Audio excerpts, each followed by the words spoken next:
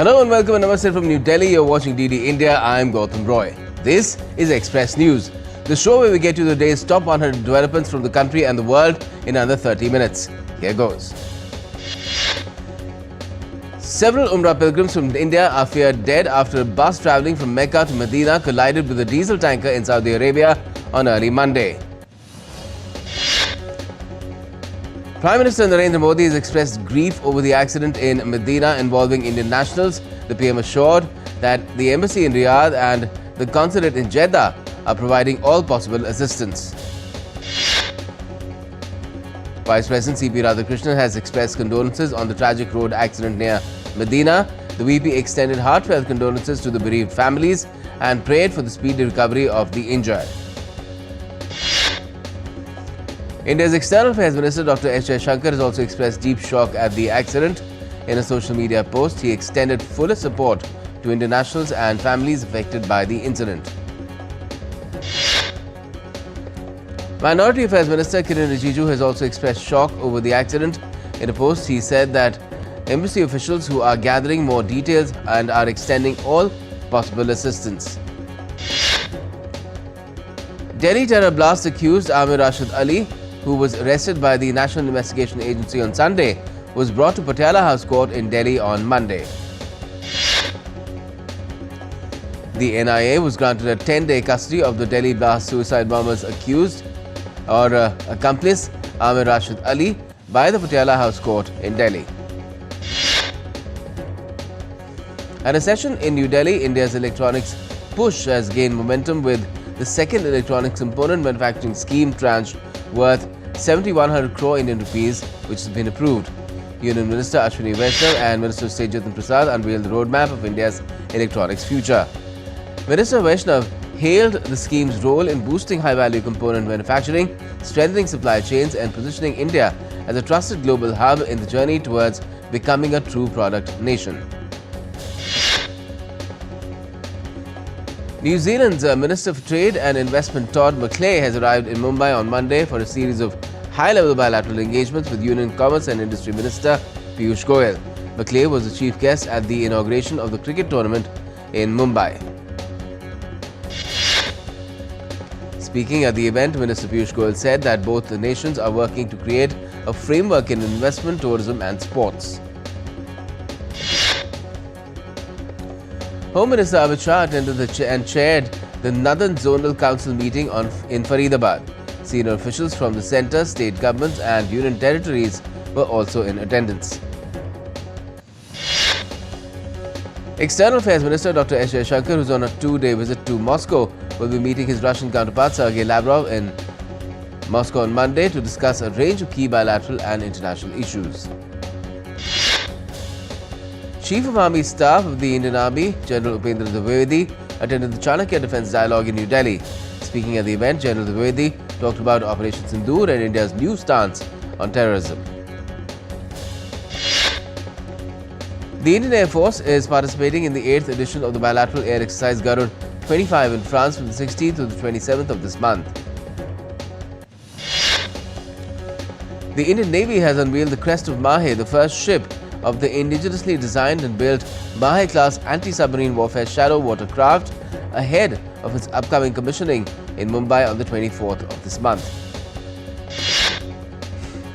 India's Minister for Petroleum and Natural Gas, Hardeep Singh Puri, on Monday announced that Indian public sector oil companies have, for the first time, signed a one-year deal to import liquefied petroleum gas from the United States. Vice President C.P. Radhakrishnan graced the inaugural Ramoji Excellence Awards 2025 in Hyderabad, Telangana as chief guest. Speaking at the event, the Vice President called on media organizations to play a key role in nation building and help make India a developed country by 2047. Bus employees in Punjab have launched an indefinite strike opposing the kilometre-based payment scheme. The strike has disrupted services as unions push for withdrawal of the scheme and improved working conditions. Indian benchmark indices ended on a positive note with Nifty around 26,000 on Monday. Nifty 50 ended at 26,013.45 points with a rise of 0.4%. At close, the Sensex, that is the BSE Sensex, was up 388 points at 84,950.95. The Indian rupee also ended higher by 11 paise at 88.63 per US dollar on Monday.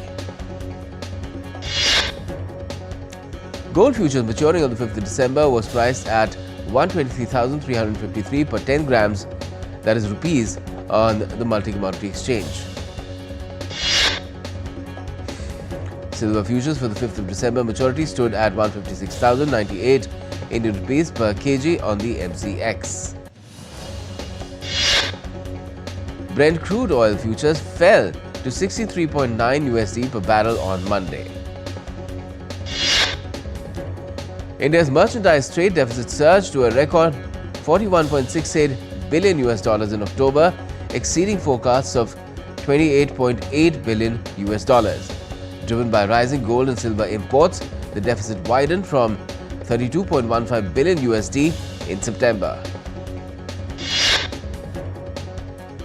Japan's economy shrank an annualized 1.8% in the July-September quarter, its first fall in 6 quarters, as US tariffs hit exports, following a revised 2.3% expansion in the previous quarter. Japanese tourism and retail stocks fell sharply after China issued a travel warning in response to Prime Minister Takaichi Sanai's remarks on Taiwan. China is pressing for closer commercial ties as Germany is stressing fair trade conditions. China's Vice Premier on Monday said that he hoped Germany would use its influence within the European Union to improve ties between the world's number 2 economy and the 27-strong bloc. The International Crimes Tribunal, Bangladesh's domestic war crimes court, sentenced former Prime Minister Sheikh Hasina to death over a deadly crackdown on anti-government protests last year. Hasina was convicted of various crimes against humanity and was tried in her absence. However, her political party, Bangladesh Awami League, has rejected the reforms promised by the interim government and has also called to rise against ongoing anarchy. US President Donald Trump has hinted at holding discussions with Venezuelan leader Nicolas Maduro, who has been in the crosshairs of the US military build-up in the Caribbean. The Pentagon announced another attack on an alleged drug trafficking vessel in the Eastern Pacific. The US Southern Command has described the vessel as being operated by a designated terrorist organization and was transporting narcotics along a well-known trafficking route in international waters. Trump on Sunday urged his fellow Republicans in the Congress to vote for the release of files related to late convicted sex offender Jeffrey Epstein, reversing his earliest resistance to such a move.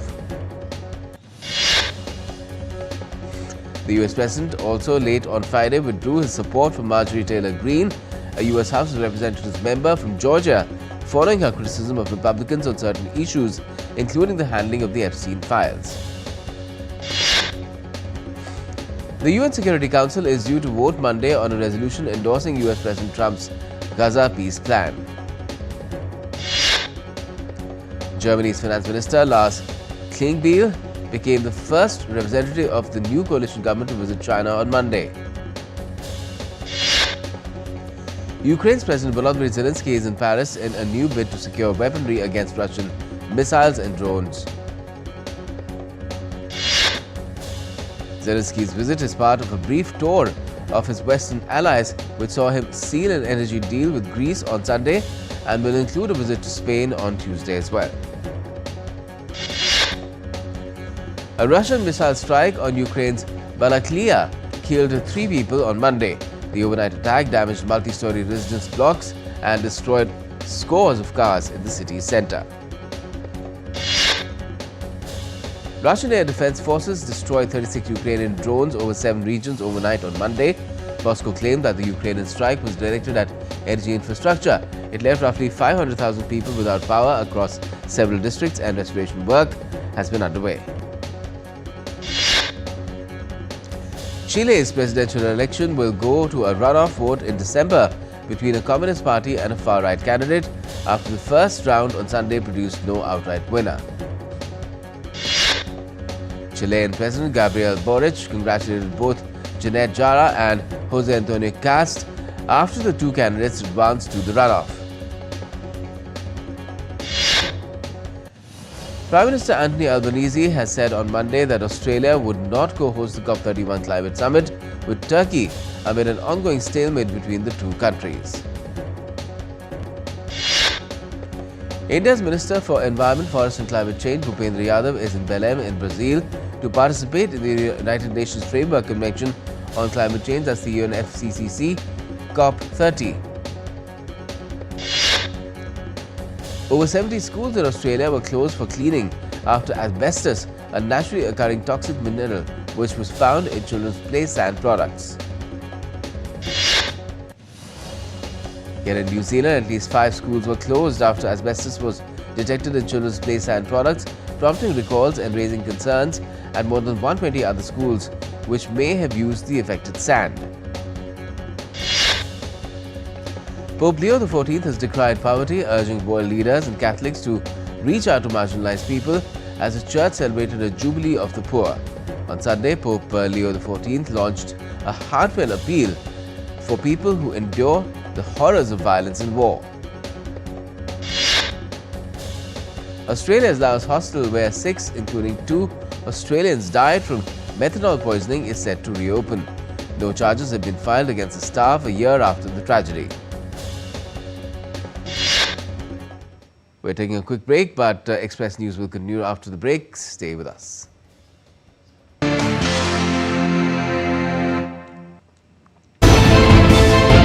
Geopolitics and trade deals. Economic challenges amid development. Hard work and the path to prosperity. It's the economy always. Between walkers, money is what money does and says. Supply creates its own demand. Between the bulls pulls and bears tears. When supply chains globalization and India rises to the podium. We'll get you centered with the Economic Brief at 8 p.m. every Thursday on DD India.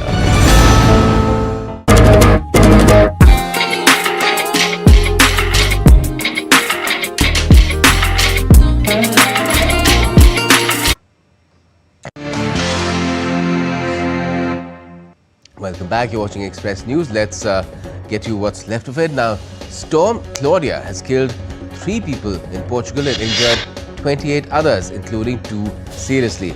Authorities have placed southern districts on high alert as severe winds and rain continue to impact the region. The storm also struck Wales, triggering major flooding in Monmouth.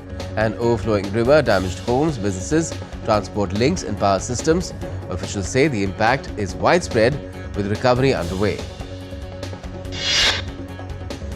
UK residents cleaned up after Storm Claudia flooded towns in Wales and England, damaging homes and shops ahead of Christmas. Communities helped businesses salvage stock. A major landslide hit Vietnam's Khan Le Pass in Khan Hoa, killing 6 people. 3 bodies have been recovered so far, and rescue teams are still searching for the remaining victims under the debris. 19 injured passengers have been admitted to Khan Hoa General Hospital and are now stable. The pass remains closed due to dangerous conditions. Heavy rain triggered flooding and landslides along Vietnam's Ho Chi Minh Highway, with soil and rocks sliding onto the road. Authorities have cordoned off dangerous zones and stopped all vehicle movement. Mountain runoff created strong currents, with water rising over 0.5 meters in several sections. Barricades and warning signs have been set up, and teams are managing traffic to prevent accidents. Satellite images from the European Union showed smoke rising from Japan's Sakurajima volcano after 3 early morning eruptions on Sunday. The Japanese Med Agency confirmed heightened activity near Kagoshima on the Kyushu island. A low-pressure area forming over the southwest Bay of Bengal near Sri Lanka is expected to move west-northwest in the next 24 hours. The system may trigger heavy to very heavy rain across coastal Tamil Nadu. Coastal and delta regions of Tamil Nadu may see heavy rains for the next 3 days. Chennai and nearby areas are also forecast to receive strong showers on Monday as the system intensifies. A 2-month-long Sabrimala pilgrimage officially began on Monday, the first day of the Malayalam month of Vrishchikam. The Sabrimala Ayyappa temple opened on Sunday evening ahead of the Mandalam Makara Velakku pilgrimage season, which is set to draw devotees from around the globe. The nation is paying homage to Lala Lajpat Rai, Punjab Kesari, on his death anniversary on Monday.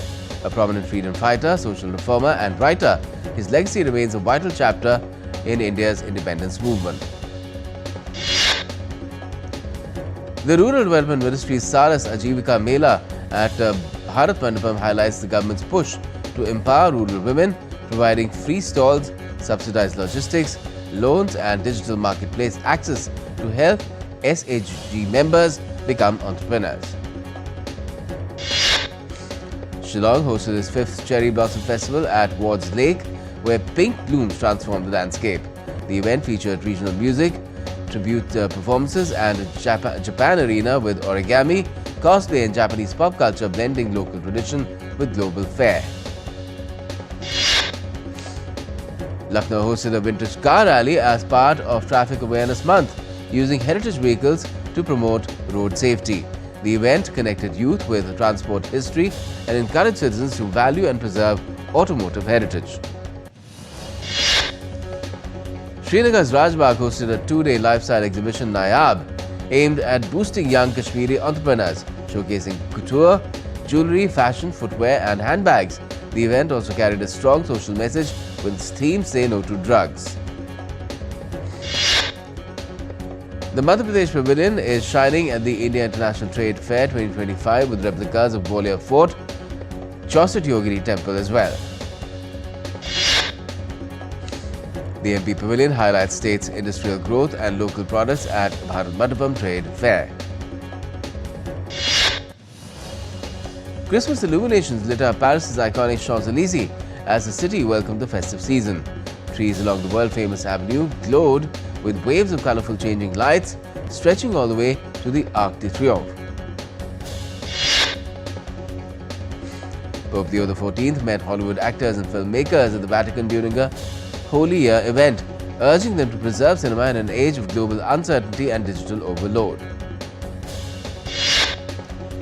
French farmers in Albertville, along with volunteers from Young Farmers Union of Savoie, claim to have cooked the world's largest tartiflette, weighing over 2 tons during a record-setting attempt in France. Vietnam's second Samoa Crab Festival opened on Sunday in that country with the theme Samoa Crab Forest Scene Sea Taste. The event features 270-plus booths showcasing startups, local cuisine and ecological crab farming tours. The festival runs till the 22nd of November to promote Samoa crab in domestic and global markets. Vietnamese schools have begun bringing in artists, artisans and athletes to teach under a new policy in the Ministry of Education and Training. The move is showing early positive results, enhancing cultural and arts education, physical development, life skills and career guidance for students. One of the world's rare sweet gum forests is located in Burdur, Turkey. Declared a nature reserve in 1987, the forest sits along the Aksu River and is known for its vibrant autumn colors and a 200-year-old sweet gum tree. Tourists from Japan and abroad are flocking to Fujikawa Guchiko to enjoy the peak autumn colors at the foot of Mount Fuji. Lakeside paths and clear mountain views are drawing large crowds, capturing the iconic scenery in its full fall glory. In the latest in entertainment, Indian classics Sholay is set to return to theatres on the 12th of December in a restored 4K version titled Sholay: The Final Cut, releasing across 1,500 screens with its original uncensored climax shown for the first time in 50 years. Bollywood star Ajay Devgan's De De Pyar De 2, which released in theatres on Friday, has earned 23.22 crore Indian rupees in 2 days. Bollywood actors Pulkit Samrat and Varun Sharma are back together in Rahu Ketu, a folklore-inspired comedy with its release date set for to the 16th of January. For completing 50 years in Indian cinema, superstars Rajnikant and Nandamuri Balakrishna will be honoured at the International Film Festival of India in Goa. Waves Film Bazaar has shortlisted 22 feature films and 5 documentaries for global financing ahead of IFFI 2025. The event will run in Goa from the 20th to 24th of this month, where filmmakers will pitch their projects to international producers and festival curators. National Award-winning actor Kirti Suresh, known for her work in Tamil, Telugu, Malayalam and Hindi films, has been appointed as the new celebrity advocate for UNICEF India. Hollywood star Brad Pitt's Star F1 is now set to stream on OTT platforms from the 12th of December. Taylor Sheridan's series Landman Season 2 premiered on Sunday, bringing back Billy Bob Thornton in the gritty West Texas oil drama. Grammy-winning artist John Baptiste will make his India debut with concerts in Delhi on the 24th of this month and Mumbai on the 26th. Hollywood stars Tom Cruise, Dolly Parton, Debbie Allen and Wynn Thomas received honorary Oscars at the Governor's Award 2025, recognizing their lifetime achievements in film and entertainment. In sports, Indian Test captain Shubman Gill has been discharged from the hospital where he was receiving treatment for neck spasms sustained during the first test against South Africa in Kolkata. IPL franchise Rajasthan Royals confirmed on Monday that Sri Lanka's Kumar Sangakkara has been reappointed as the team's head coach ahead of the 2026 season following the exit of Rahul Dravid from the role. Australian fast bowler Scott Boland has said on Monday that he was aiming to keep quiet and limit the impact Joe Root will have on the upcoming Ashes series. In tennis, Italy's Yannick Sinner retained his ATP Finals title, battling past Spanish world number 1 Carlos Alcaraz 7-6, 7-5. Indian archer Kushal Dalal has won the GT Open Indoor World Series title in the men's compound category in Strassen, Luxembourg. India's chess prodigy Arjun Erigaisi faces a crucial World Cup quarter-final against China's Wei Yo on Monday. Both the players are vying for a coveted candidate spot with top 3 finishers earning qualification. India's Olympic silver medalist weightlifter Mirabai Chanu on Sunday said she is ready to adapt and determined to bring home another Olympic medal for India. In badminton, India's top-seeded men's doubles pair of Sathwik Sairaj Rankireddy and Chirag Shetty will eye their first title of the season when the Australian Open Super 500 kicks off on Tuesday. India's singles hopes will rest on Lakshya Sen and HS Prannoy at the Australian Open. Both the players aim to regain consistency after injuries and mixed results this season. In soccer or football, Norway qualified for the 2026 World Cup after a 4-0 win away to Italy in their final group match, condemning the hosts who missed out on the last 2 editions of the tournament. Generational goal-getter Erling Haaland, who is a top scorer in 2026 World Cup qualifying, will get a crack at his first major tournament next summer after leading Norway to the World Cup. Portugal clinched their 9th World Cup berth by dominating Armenia 9-1 in Porto on Sunday, completing a perfect Group F qualifying campaign under coach Roberto Martinez. England captain Harry Kane poached a late double as the side completed a record-setting FIFA World Cup qualification campaign with a hard-earned 2-0 victory away to Albania in Group K on Sunday. MotoGP champ Marc Marquez took the stage to celebrate his remarkable 2025 title at the season-ending awards show Sunday after the Valencia Grand Prix in Spain. And Australian Paralympic gold medal winning cyclist Paige Greco, one of the brightest talents in Paralympic sports, died aged 28 after a sudden medical episode. That brings us to a close of Express News on that slightly depressing note, but all the updates will continue right here on DD India. Stay tuned.